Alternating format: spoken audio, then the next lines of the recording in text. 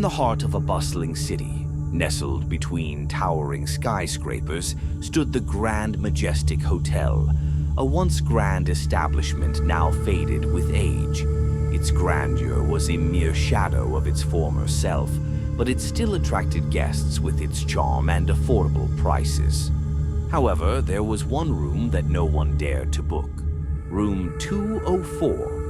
The legend of Room 204 began in the early 1970s. A young woman named Clara checked into the hotel, seeking refuge from a troubled life. She was a quiet guest, keeping to herself and rarely leaving her room. One stormy night, the hotel staff heard screams coming from Room 204. By the time they reached the room, Clara was gone, vanished without a trace. The only thing left behind was a shattered mirror and a chilling note that read, "I can see them now." From that night on, strange occurrences plagued the hotel. Guests who stayed in Room 204 reported hearing whispers in the night, feeling an inexplicable chill, and seeing shadows move in the corners of their eyes. Some claim to have seen a woman in the mirror, her face distorted and eyes filled with despair. The hotel management tried to cover up the incidents, dismissing them as mere rumors.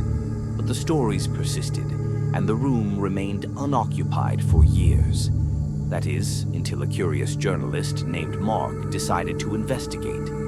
Mark was skeptical of the supernatural, but intrigued by the mystery. He booked Room 204, determined to uncover the truth. As he entered the room, he felt an immediate sense of unease. The air was heavy and the room was colder than the rest of the hotel.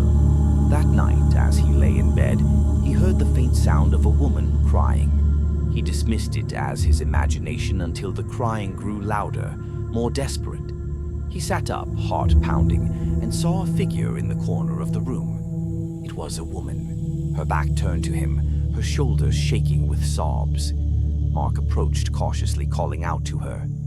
The woman turned, and he saw her face, distorted, eyes hollow and pleading.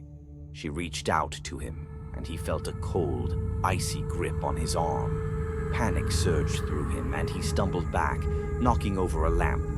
The hotel staff rushed to his aid, finding him trembling and pale. He recounted his experience, and they listened with a mix of fear and resignation. They had heard similar stories before. The next morning, Mark left the hotel, vowing never to return. He wrote an article about his experience, warning others of the haunted room. The story went viral, and the Grand Majestic Hotel gained a sinister reputation. Despite the publicity, the hotel remained open, and Room 204 was sealed off. But the legend of Clara and her tragic fate continued to haunt the halls. Guests would sometimes